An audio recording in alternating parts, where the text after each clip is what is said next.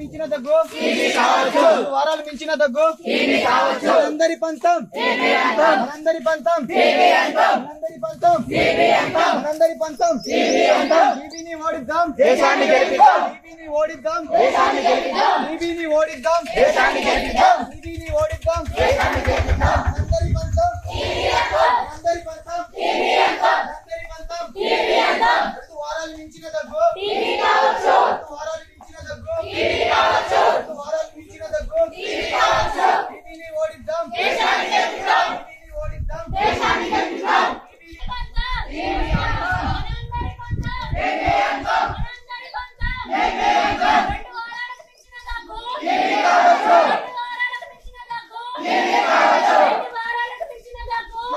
దేశాన్ని గెలిపిద్దాం టీవీని ఓడిద్దాం దేశాన్ని గెలిపిద్దాం టీవీని ఓడిద్దాం టీవీని ఓడిద్దాం దేశాన్ని గెలిపిద్దాం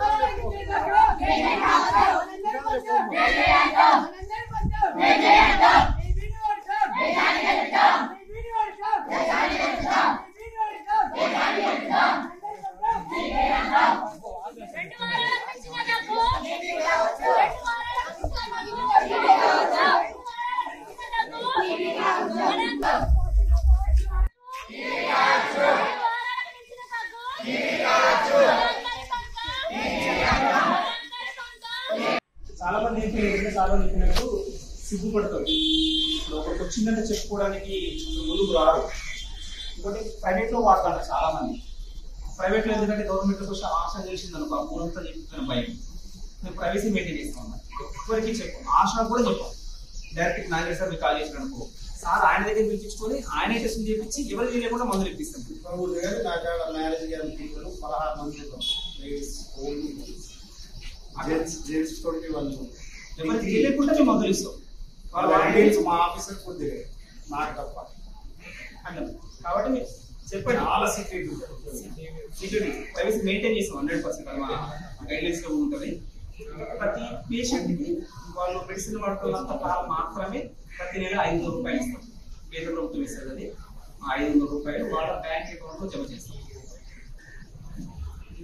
టీవీ మెయిన్ అంటురోగం కాబట్టి మనం ఇంతగానో జనాల్లో అవేర్నెస్ కల్పించడానికి మీకు అవేర్నెస్ కల్పించడానికి మేము ఇంతగానో పోరాడుతాం.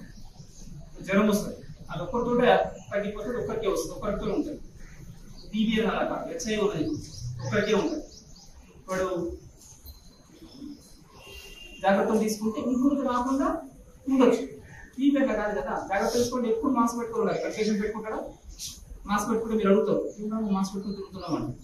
కరోనా టైం కాబట్టి ఇప్పుడు పెట్టుకుంటే టీవీ పేషెంట్ దాంట్లో కలిసిపోతున్నారు. వాళ్ళు పెట్టుకుంటే కరోనా టైం కాబట్టి పెట్టుకుని తిరుగుతున్నాం అంటారు. కరోనా రాకముందు ముచ్చట మాస్క్ పెట్టుకుంటే అందరికీ అనుమానం ఎందుకు పెట్టుకోవాలి. కష్టపడదు. 90% మాస్క్ పెట్టుకోకుండా వాళ్ళ సమాజంలో తిరుగుతారు, తిరిగి చాలా మంది వ్యాపిస్తారు, మెడిసిన్ వాడరు. దీంట్లో ఎండిఆర్ టీబీ, సెన్స్ టీబీ 2 రకాలు ఉంటాయి కదా స్వామి. ఎగ్జాంపుల్ నన్ను దాటితే సర్కారు నాకాడ 6 నెలలు నన్ను దాటేసినట్టు ఇంకా సర్కారుకి వెళ్ళాలి. చిన్న టీబీ అంటే ఫస్ట్ బ్యాక్టీరియా సెన్సిటివ్ లెవెల్లో ఉంటుంది అన్నట్టు. మామూలు మెడిసిన్ 4FDC అని ఇస్తాం మనం. HRJD అని ఒకటే రకం షీట్లో 4 రకాల మెడిసిన్ తయారై ఒకే బిల్లులో ఉంటాయి, దాన్ని 4FDC అంటాం. అది 6 నెలలు సరిగా వాడితే 100% తగ్గిపోతుంది. కానీ చాలా మంది పేషెంట్ ఏం చేస్తారంటే మన దగ్గర వస్తున్నప్పుడు వాళ్ళు లేవలేకుండా దగ్గుతూ అవసరం బ్లడ్ కూడా పడుతుంటుంది, జబ్బులు చాలా మంది బాగు చేసిన ఉన్నాం. కానీ కొంత పడ్డా కొంతమంది భయపడతారు. అలా పడుతూ మన దగ్గరకు వస్తారు, మనం వాళ్ళకి మెడిసిన్ ఇస్తాము, కౌన్సిలింగ్ ఇస్తాము, అన్ని చేసి ఇంటికి పంపిస్తాము.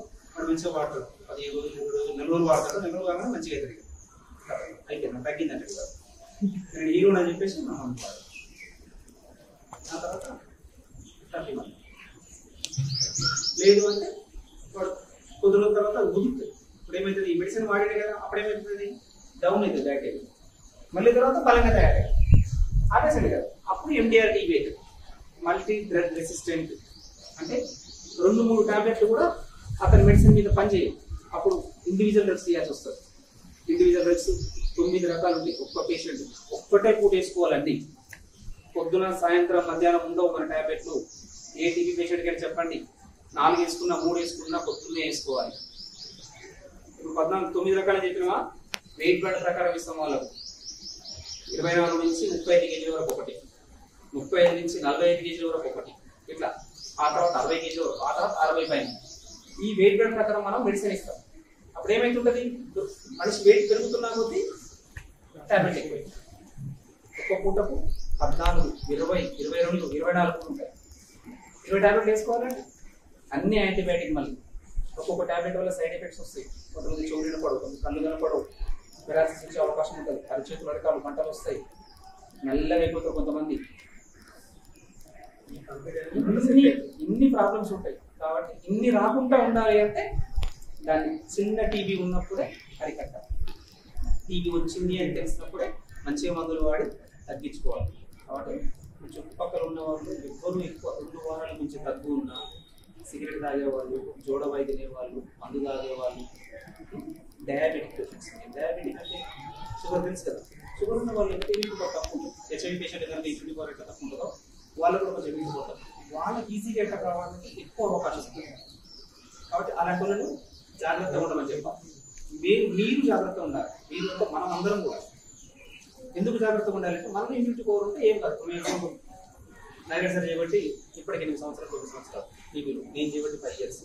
మన 19 years 20 years నుంచి చేస్తున్న వాళ్ళు ఉన్నారు.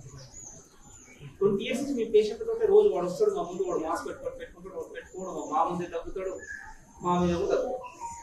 ఏం చేస్తాం, మాట వినరు కదా. మొండేళ్ళు ఉంటారు కొంతమంది, ఎందుకు పెట్టుకోవాలి అని అంటారు. టెస్ట్ కోసం వస్తాడు మన దగ్గర. ఫస్ట్ టెస్ట్ అయిన తర్వాత కన్ఫర్మ్ అయ్యి టీవీ ఉందా లేదా అని వచ్చినప్పుడు ఏదో వచ్చింది సార్ ఉత్తరం వచ్చి చెక్ చేసుకుంటారు కదా అంటాడు, తగ్గుతాడు. మనం ఇమ్యూనిటీ ఉన్నప్పుడు మనకేం కాదు. ఇమ్యూనిటీ పెంచుకోవడానికి మనం మంచి ఫుడ్ తీసుకోవాలి. శారీరక వ్యాయామం కూడా 100% అవసరం. కాబట్టి ఇంట్లో అందరూ అన్ని పనులు చేయాలి. ఎక్సర్సైజ్ చేయాల్సిన అవసరం లేదు. మీరు అమర హెల్ప్ చేయొచ్చు, మీరు నాన్న హెల్ప్ చేయొచ్చు.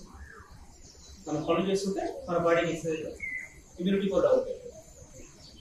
ఓకేనా? ఇంకొక డౌట్ ఉంటే అడగండి, చెప్తాం.